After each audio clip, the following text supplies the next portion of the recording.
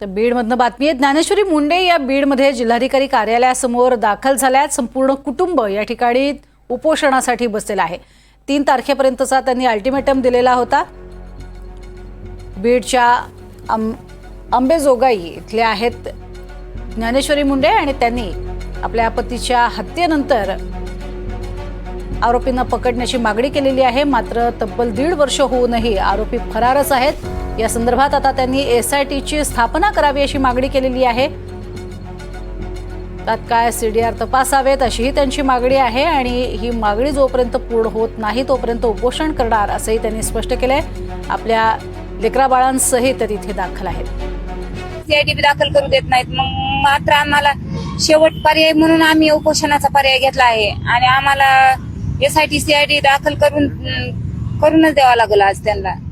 पण या संदर्भामध्ये सुरेश दस असतील अथवा सुप्रिया सुळे असतील ते कायम तुमच्या संपर्कात आहेत। अगदी तुम्ही जी मागणी करताय हीच मागणी परवा मुख्यमंत्र्यांकडे स्वतः सुरेश दस यांनी सुद्धा केलेली आहे। तर त्यांच्याशी सोबत तुमचं काही बोलणं झालं का सुप्रिया सुळे किंवा सुरेश दस यांच्यासोबत? ताईंनी दसाहेबांनी सांगितलं होतं की उपोषण थोडस स्थगित करून नंतर करा। तरी पण आम्हाला वाटलं काहीतरी पोलीस आम्हाला सांगतील, प्रशासन काहीतरी आम्हाला माहिती देईल। मात्र प्रशासन आम्हाला काहीच माहिती दिली नाही।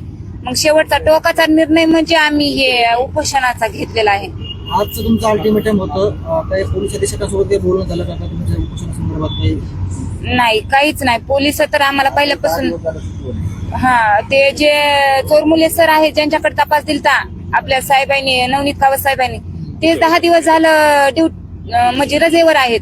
मग आम्हाला तपास कोण सांगणार?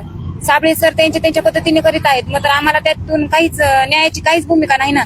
किती दिवस आम्ही वाट बघायची? आता 1.5 वर्ष उलटून गेलेत ना। मग आता किती दिवस आम्ही न्यायासाठी वाट बघायची?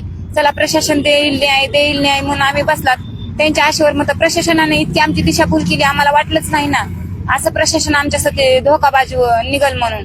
मग आता शेवटची भूमिका तर आमची उपोषणाची आहे, यात तर त्यांना मान्यच करावं लागेल।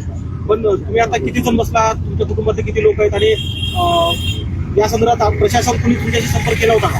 नाही, प्रशासनाचा आमचा कोणाचा संबंध नाही। आम्ही एक सामान्य आदमी, तर आमच्यासोबत कोण प्रशासन हे करणार? आम्ही सामान्य होत ना, आम्ही राजकीय नाहीत, काही नाही। आम्ही सामान्य होत, सामान्याला कोण न्याय देणार? म्हणून तर आम्हाला रस्त्यावर यावं लागलाय ना। आमच्या कुटुंबामध्ये माझे जाऊ, दीर, सासू, सासरे, भाऊ, वडील, आई, बहिणी सगळेच आहेत सोबत। मात्र ताई आता नेमकं उपोषणाला सुरुवात केली, कधीपर्यंत चालणार आहे आणि जर सरकारनं नाही रिझल्ट चालली तर पुढची पावलं काय? डायरेक्ट बेमुदतच आहे। या पुढचे पावलायचं काहीच नाही। एसआयटी सीआयडी स्थापन केली तरच मी इथून उठणार आहे, नाही तर मी उठणारच नाही। मग माझी बॉडीच परळीला जाईल। परळीला बी नाही, इथंच यांना हे करावं लागेल। मी सगळ्यांना सांगणार आहे ते सध्या घेऊन जाऊ नका म्हणून। का तर न्याय तरी पाहिजे, नाही तर मग मी तरी संपणार, एवढं होणार। आज अधिवेशनाला सुरुवात होतीये, काय राज्याच्या मुख्यमंत्र्यांना मागणी आहे गृहमंत्र्यांना? माझी देवेंद्र फडणवीस साहेबाला आणि आपले 2 उपमुख्यमंत्री आहेत एकनाथ शिंदे साहेब आणि आपले पालकमंत्री बीड जिल्ह्याचे अजितदादा, त्यांना एवढीच मागणी आहे की आम्हाला तात्काळ एसआयटी सीआयडी दाखल करून द्या। ते बी माझं उपोषण आहे तोपर्यंतच, नाहीतर मग मी तरी संपेल, नाही तर मग मला न्याय तरी भेटेल। दोन्हीपैकी एकच होणार आहे आता, कारण मी फार थकून गेले हे शासनचे दरवाजे ठोकून।